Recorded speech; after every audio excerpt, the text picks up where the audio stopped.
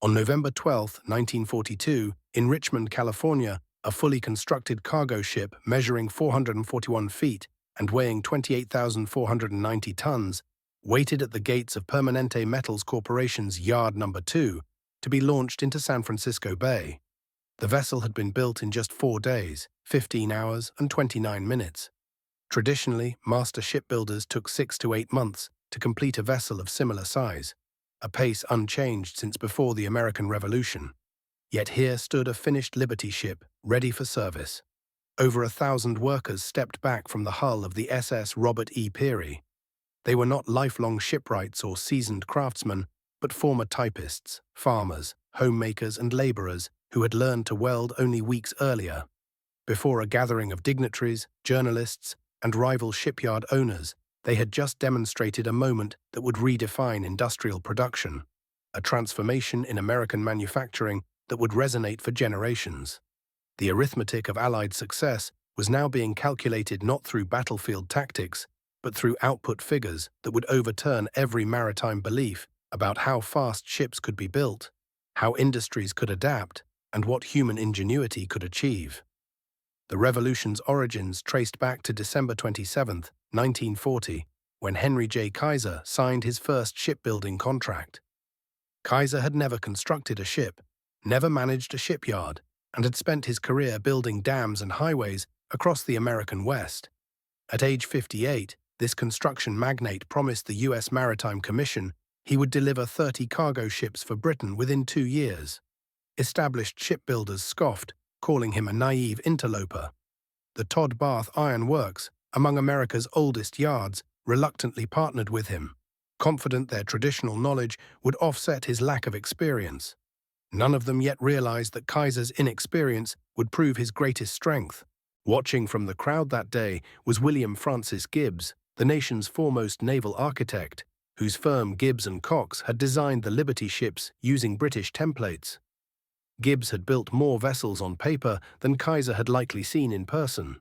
But the path from doubt to industrial revolution began months earlier, in Todd Shipyard's planning offices in New York. When Kaiser and his engineers reviewed standard shipbuilding methods in early 1941, they quickly saw that the old ways could never keep pace with wartime demands.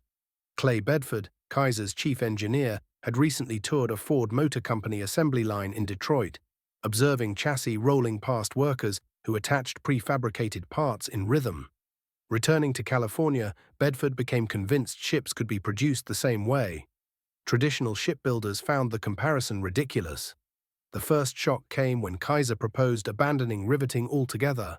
Conventional vessels were built with millions of heated metal rivets hammered through overlapping steel plates. Even the best crew could drive perhaps 100 rivets per day, and each Liberty ship required around 1 million. Kaiser wanted to replace rivets with electric arc welding, a process he had mastered while constructing pipelines in the West. Vice Admiral Emory Land, head of the U.S. Maritime Commission, viewed the idea with deep doubt. In private letters now held in the National Archives, Land wrote, "Welding has never been proven reliable for hulls of this size. The British Navy forbids it on warships. Kaiser wants us to stake our supply lines on an untested process." Yet necessity outweighed skepticism. German submarines and raiders were destroying Allied vessels faster than traditional shipyards could replace them. In 1941 alone, about 3.6 million tons of Allied shipping were lost to the Atlantic. Britain was starving. American yards using old methods took roughly 230 days to complete a single cargo ship, far too long. At that rate, the Atlantic War would be lost before American industry could react. The decision to approve Kaiser's contract came not from faith, but from urgency. Between January and December 1941, Kaiser's crews transformed Richmond's tidal flats into a working shipyard. His teams, accustomed to building dams and roads, constructed a facility that shocked veteran engineers. Instead of giant gantry cranes and long traditional building slips, the Richmond yard looked more like a vast automobile plant. Prefabrication zones surrounded 7 parallel building ways. Rail lines wove through the site, built to transport pre-assembled steel sections weighing up to 150 tons. Overhead cranes stood every 100 feet, capable of hoisting entire hull sections. When John Riley, chief naval architect at Bethlehem Steel and a 30-year veteran of shipbuilding, inspected the site in May 1941. His confidential report mixed criticism with reluctant praise. Kaiser has ignored every established rule of shipyard design I've learned in 3 decades. His prefabrication areas are oversized, his cranes unnecessarily powerful, and his ways too short. Yet I must concede, the layout is perfectly suited for one purpose: assembling ships at unprecedented speed. The arrival of new workers marked the next phase of transformation. Traditional shipyards had long drawn their labor from seafaring towns where shipbuilding skills were passed down through generations. Kaiser took a different path. He placed ads in newspapers nationwide, offering wages 20% higher than average and promising to train anyone ready to work. The first recruits began arriving in Richmond in August 1941. By dividing intricate tasks into simple, repetitive actions, a lesson borrowed straight from the automobile assembly line, Kaiser achieved stunning efficiency. By October, his Richmond yard employed over 10,000 people, yet fewer than 200 had ever set foot in a shipyard before. In conventional yards, welders spent 4 years mastering their trade through apprenticeships. Kaiser's training programs taught narrow, task-specific skills in just 2 weeks. Workers didn't need to master the entire craft of welding, only the specific technique needed for one job: vertical seams on bulkheads, horizontal deck plates, or curved hull joints, repeated endlessly. As months passed through late 1941 and early 1942, the impact became clear. The time required to build each Liberty ship began dropping sharply. The first took 197 days to complete, the second 169 days. The fifth ship required 128 days, the 10th only 97. By spring 1942, Richmond's average construction time had fallen to around 70 days. Veteran shipyards watched uneasily as this novice labor force matched, and then surpassed, the productivity of their seasoned craftsmen. The prefabrication system they had once ridiculed now proved its worth. Instead of building a vessel in linear sequence from keel to deck, Kaiser's teams produced entire sections simultaneously across the yard. While one crew welded a bow section in one area, others constructed the stern, deckhouse, bulkheads, and engine room elsewhere. Once finished, towering cranes lifted each section into place on the building ways, where welders joined the parts into a single hull. Albert Wooding, production supervisor at Richmond Yard No. 2, explained the system's advantage in a 1943 Fortune interview. In conventional yards, you can't install the engine until the engine room exists, and the engine room can't be built until the hull is done. It's all sequential. Kaiser's system works in parallel. One crew welds the hull, while another assembles the engine nearby. When both are finished, we lower the engine straight into its completed compartment and weld it in. What used to take weeks now takes hours. The numbers confirmed his claim. A traditional yard might assign 50 men to install an engine over 3 weeks, working in tight spaces. Kaiser's method used 200 workers to assemble the full engine and support frame in an open shop within 5 days, then positioned the entire structure in a single 8-hour lift.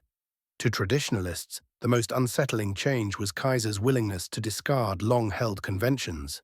Ship construction had always relied on meticulously detailed blueprints that dictated every rivet and seam.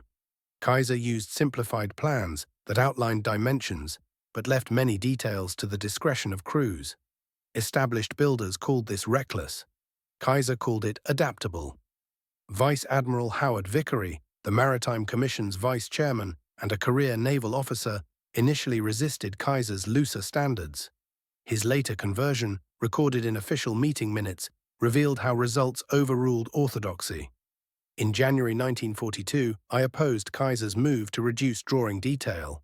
Ships are not cars, I said. They demand precision. But by March, his yards were outproducing traditional ones by 40%. By June, the gap reached 70. I learned that perfection often prevents completion. Kaiser's ships were plain, even ugly, but they were seaworthy, and they delivered cargo while flawless ships remained on the stocks. As shipbuilding times accelerated through the spring and summer of 1942, a fierce spirit of competition emerged among Kaiser's 7 shipyards scattered across California, Oregon, and Washington.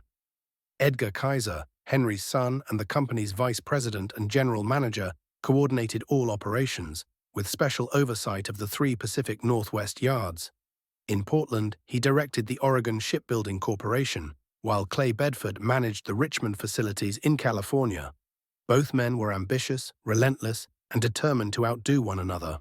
What began as friendly rivalry soon evolved into a public race to see which yard could turn out a Liberty ship the fastest. By autumn 1942, the contest between Richmond and Portland had captured national attention. Newspapers treated each new record like a sporting event, publishing build times as if they were scores. Each milestone fell faster than the last, until in September 1942, the Oregon Shipbuilding Yard stunned observers by completing the Joseph N. Teal in just 10 days.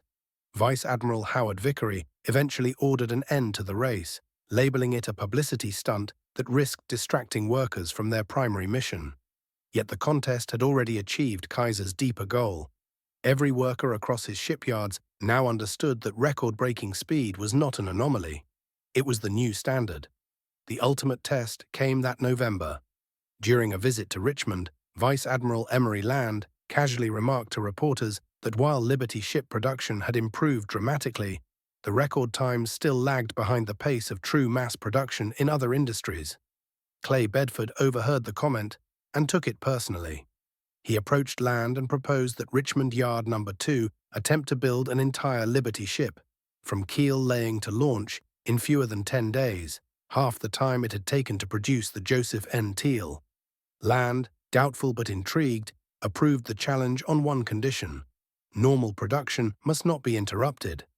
Bedford chose Hull 47 for the experiment, a ship that would be christened the SS Robert E. Peary, honoring the famed Arctic explorer.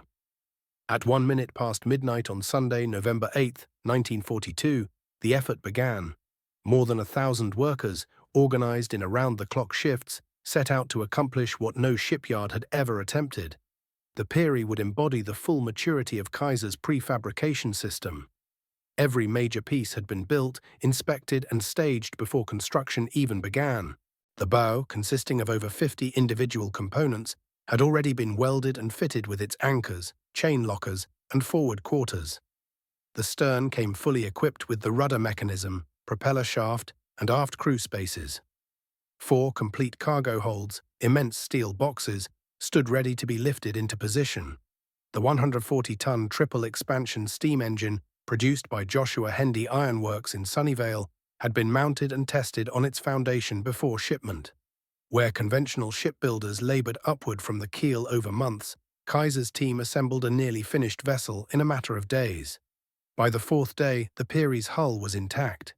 The engine had been installed, deck houses secured, cargo holds welded in place, and steering gear mounted, a ship that was, astonishingly, almost ready to sail. On Thursday, November 12, 1942, at 3:30 p.m., just 4 days, 15 hours, and 29 minutes after its keel was laid, the SS Robert E. Peary glided down the launching rails into San Francisco Bay. 3 days later, on November 15th, the ship was officially delivered for service. Only 7 days, 14 hours, and 32 minutes after construction began. Watching from the docks were government officials, military officers, rival shipyard managers, and reporters from across the country. Many expected to witness an incomplete or poorly built vessel, something assembled hastily for publicity. Instead, they saw a fully functional cargo ship, needing only minimal finishing work before sailing. Vice Admiral Emory Land, present for the event, summarized the moment in remarks caught by newsreel cameras. 6 months ago, I would have called this impossible.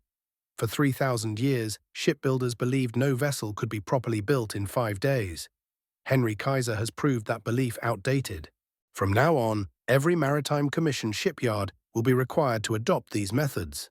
The psychological effect on traditional builders was immediate and profound.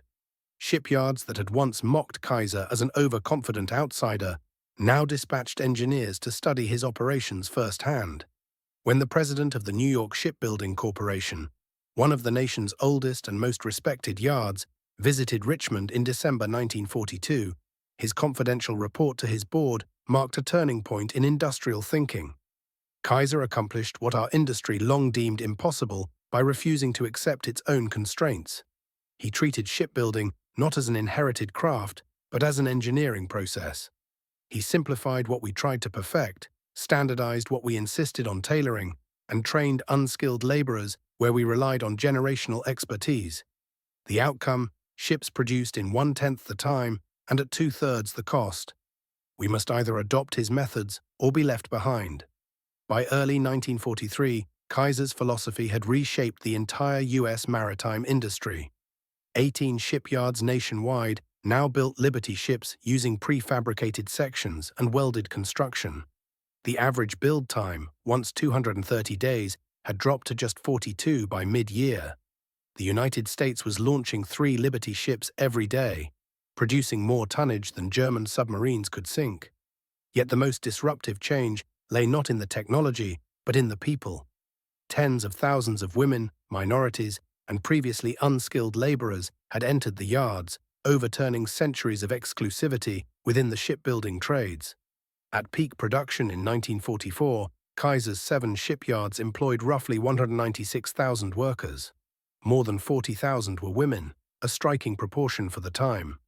In Richmond alone, women made up 27% of the production workforce by mid-1944, while the 3 northwestern yards employed over 31,000 women combined. Tens of thousands of African-American workers also filled skilled and supervisory positions as welders, fitters, and crane operators, an unprecedented level of industrial integration for the 1940s. This democratization of labor had effects that stretched far beyond wartime necessity.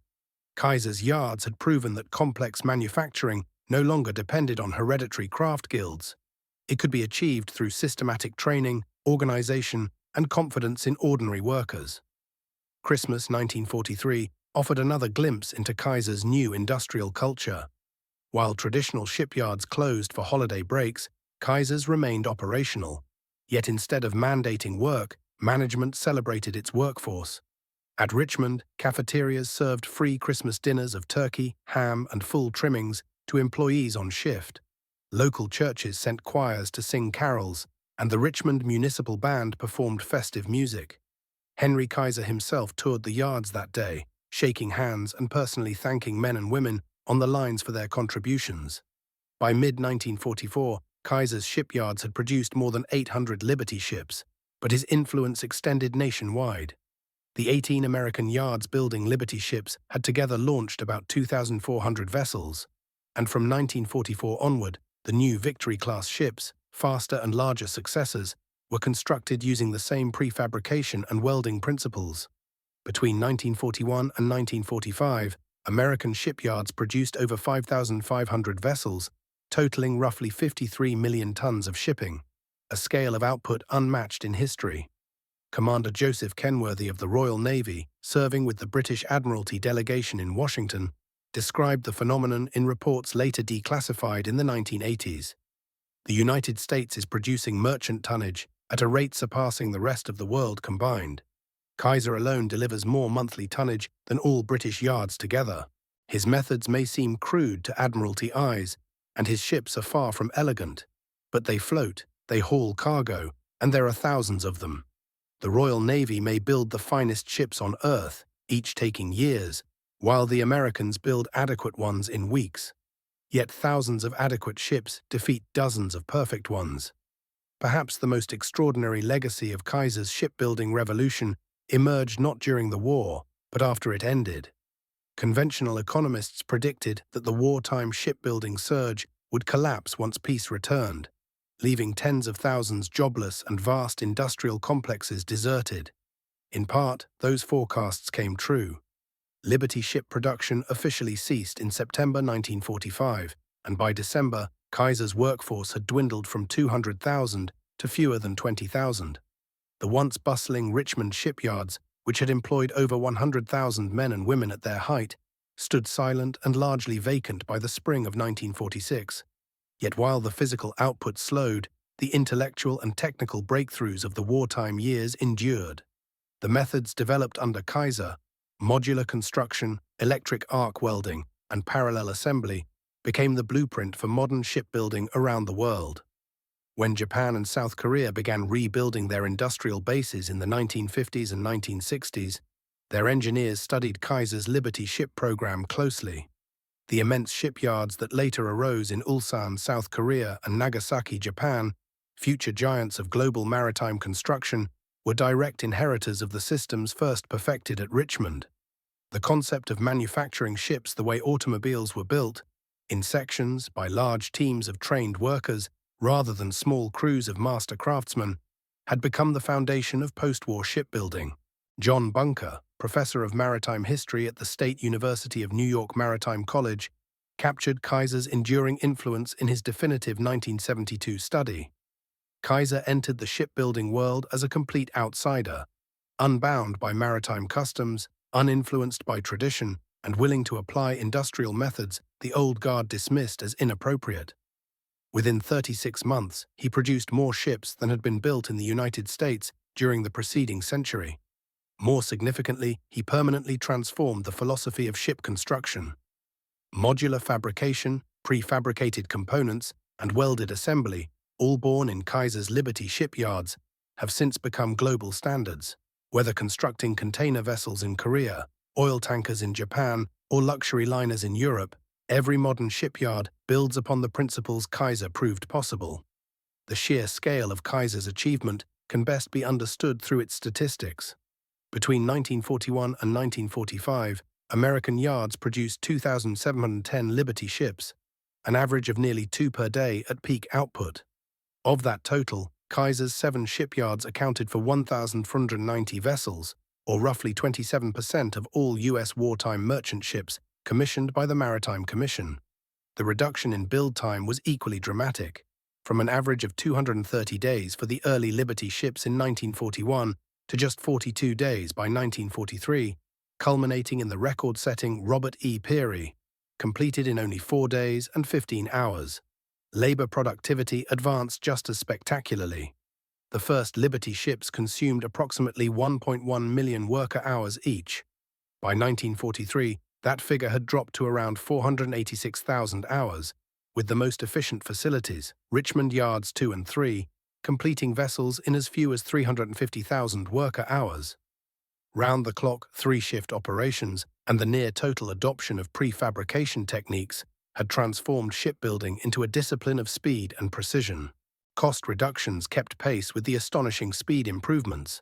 The first Liberty ships cost between $1.75 and $2 million each, but by 1943, the average had fallen to roughly $1.8 million, despite inflation in wages and materials, a direct result of efficiency gains and learning curve effects. Each vessel displaced 14,245 tons fully loaded and could carry 10,800 tons of cargo, enough to haul 2,840 jeeps, 440 tanks, or 230 million rounds of ammunition in a single voyage. Their propulsion came from triple-expansion steam engines, intentionally old-fashioned, yet dependable and simple to manufacture, that allowed cruising speeds of about 11 knots, sufficient for convoy operations. Kaiser's worker training programs were equally revolutionary. His training schools typically prepared employees for specialized tasks in just 2 weeks. The quickest courses turned out competent spot welders in 10 days. More demanding roles, such as ship fitters or crane operators, required 4 to 6 weeks. This efficiency contrasted sharply with traditional maritime apprenticeships, which demanded 4 years to reach basic proficiency and up to a decade to achieve mastery. The difference lay in philosophy. Kaiser emphasized specialization over comprehensiveness. Where traditional apprentices learned every aspect of shipbuilding, Kaiser's trainees mastered a single repetitive skill they would perform with expert precision hundreds of times. Combat statistics proved the strength of this approach. Of the 2,710 Liberty ships constructed, roughly 200 were lost to enemy action, a loss rate of 7.4%, comparable to or better than pre-war merchant losses. The welded hulls, initially dismissed as unreliable, proved durable and seaworthy. A few ships suffered structural failures from welding defects. 3 broke completely in half due to brittle fracture, just 0.11% of total production, and about 1,500 experienced significant fractures. Yet catastrophic failures were rare. and each incident prompted metallurgical improvements that eliminated the problem by 1944. Longevity offered the final vindication. Though Liberty ships were designed as emergency vessels with an expected lifespan of only 5 years, many served for decades. The SS John W. Brown, built in 1942, still operates as a museum ship in Baltimore as of 2024, 82 years later. The SS Jeremiah O'Brien, also built in 1942, remains preserved in San Francisco and famously sailed under its own power to Normandy in 1994 for the 50th anniversary of D-Day. A third vessel, the SS Hellas Liberty, stands today as a maritime museum in Greece. Thousands of other Liberty ships outlived their wartime purpose. Of the 2,510 that survived the conflict, approximately 835 continued in commercial service well into the 1960s. Many sold to foreign fleets that operated them into the 1970s. The SS Albert M. Bow, the final Liberty ship built and delivered on October 30, 1945, avoided the scrapyard altogether. Sold in 1964 for just $65,557, it was converted into the floating fish cannery Star of Kodiak, and still exists today as the land-based headquarters of Trident Seafoods in Kodiak, Alaska. The Liberty ship program's economic ripple effects spread throughout American industry. Massive steel demand spurred new foundries, particularly on the West Coast, where Kaiser constructed the Fontana Steel Mill to supply his shipyards. Completed 5 months early in 1942, the facility produced 700,000 tons of steel annually, establishing California as a major steel producer for the first time. Kaiser also built plants to supply magnesium for incendiary munitions and aluminum for aircraft, further integrating the nation's wartime production network. Entire communities transformed under this industrial surge. Richmond, California, expanded from a town of 23,000 in 1940 to more than 100,000 residents by 1943, almost entirely due to shipyard employment. In Oregon, Kaiser founded Vanport City to house workers, which rapidly became the state's second-largest city with over 40,000 inhabitants. Though temporary, these boomtowns illustrated how industrial concentration could reshape regional economies overnight. One of Kaiser's most enduring legacies arose from an unexpected source: healthcare. To provide consistent medical care for his enormous workforce, Kaiser partnered with Dr. Sidney Garfield to create a prepaid medical plan, a pioneering model that evolved into Kaiser Permanente, now one of the largest healthcare systems in the United States. This concept of prepaid preventive care reshaped American medicine and, by the 21st century, served more than 12 million members nationwide. The shipyards also transformed the lives of those who worked in them. Thousands of women and minority workers acquired skills and confidence that opened professional paths once closed to them. Many parlayed their wartime experience into post-war careers that fueled America's industrial and social growth.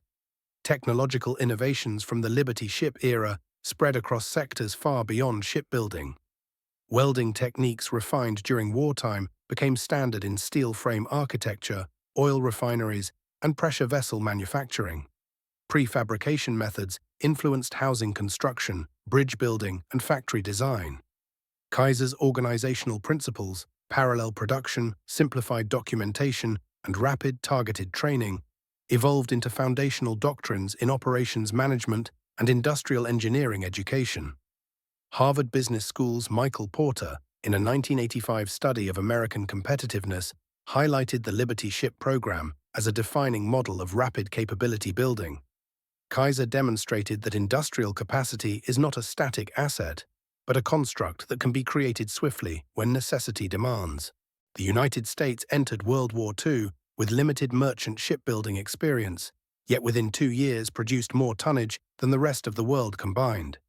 The Liberty program proved that infrastructure, skills, and production systems can be generated almost from nothing when organized with clarity and urgency. That insight transcends wartime history. It reveals that the limits of industry often lie not in physical resources, but in imagination and organization. The mental shift the Liberty program forced upon managers and engineers, the realization that accepted limits were illusions, became as revolutionary as the ships themselves. Before Kaiser, manufacturers accepted inherited assumptions about production speed and workforce requirements. After Kaiser, they understood that impossible was often just untested.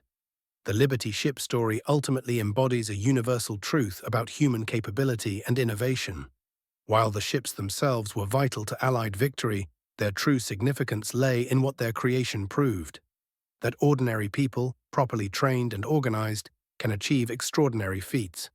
Complex systems, once thought dependent on generations of expertise, could be mastered in weeks. Industries rooted in centuries of tradition could be reinvented in months. Admiral Chester Nimitz, commander of the U.S. Pacific Fleet, reflected in his 1960 memoir on the decisive role of this industrial miracle. "We fought across 5,000 miles of ocean, supplied by ships built faster than the enemy could destroy them. Japan's planners assumed American shipyards had limits. They never anticipated Henry Kaiser. By 1944, we were replacing losses faster than the Japanese could inflict them. The Pacific War was won as much in the shipyards of Richmond and Portland as on the beaches of Iwo Jima."